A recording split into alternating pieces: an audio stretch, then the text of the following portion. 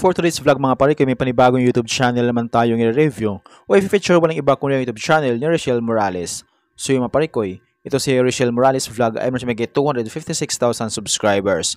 So ginawa kang YouTube channel noong December 30, 2022 at may total video views na umabot sa 51,226,839. Dito sa video ng mga pare ko ay ating alamin kung magkano na nga ba ang kanyang latest estimated YouTube sahod. Disclaimer, lahat na makikita yung amount dito o mababanggit kong amount dito ay pawang estimated po lamang gamit ang Social Blade.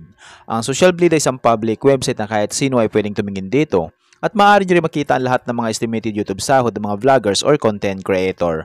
Layunin lamang ng video na to na makapagbigay ng inspirasyon sa mga tao makapanood nito, lalong-lalo na sa mga small YouTuber. So yung mapalik ko yun, paghintay natin, samahan nyo kung i-review natin ang status ng YouTube channel nilang Rachel Morales. So yun mga pare ko, dito tayo sa official YouTube channel ni Rachel Morales vlog dito sa Social Blade. So dito, makikita natin dito na meron siyang 256,000 subscribers. So meron siyang 1,100 uploads na video.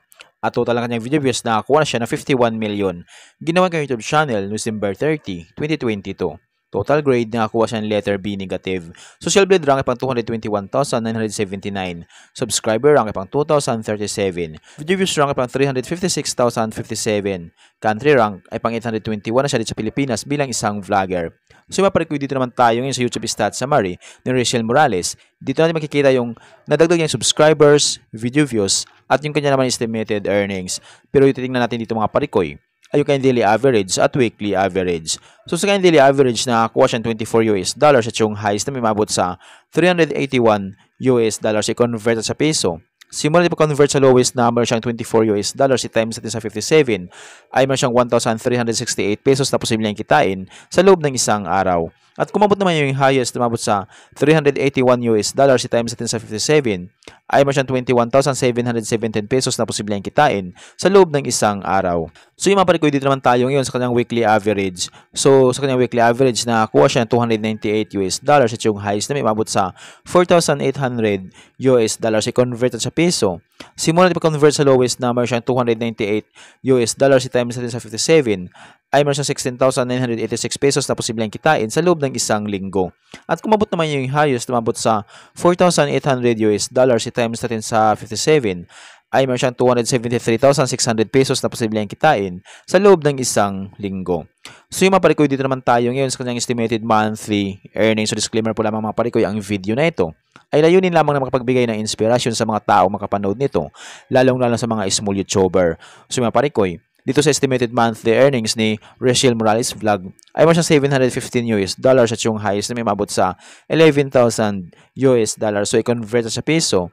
Simula na pag-convert sa lowest na mayroon siyang $715 i-times natin sa 57 ay meron siyang 40,755 pesos na posibleng kitain sa loob ng isang buwan. At kumabot naman yung highest na mabot sa $11,000 i-times natin sa 57 ay meron siyang 627,000 pesos na posibleng kitain sa loob ng isang buwan.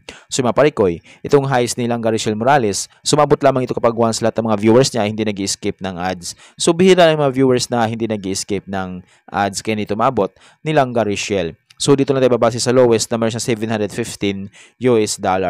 So ito $715 nakatumbas ng 40,755 pesos, so maaaring double lang ito or triple. So yan yung posibleng kitain nilang Rachel sa kanyang YouTube channel sa loob ng isang buwan. Pero maaaring magbabago pa ito mga parikoy, depende sa dami ng views na makukuha nilang Rachel. So dahil ang sahod ng mga vloggers or content creator, nakadepende sa dami ng views, hindi sa dami ng subscribers. At laking tulong din yung mga viewers na hindi nag-i-escape ng ads.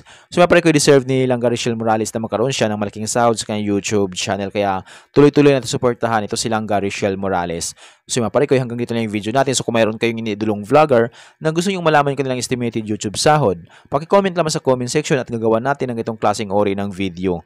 At kung nagustuhan nyo ang video ito mga parikoy, huwag nyo pa sana kalimutan mag-like, share at mag-subscribe sa munting channel na ito.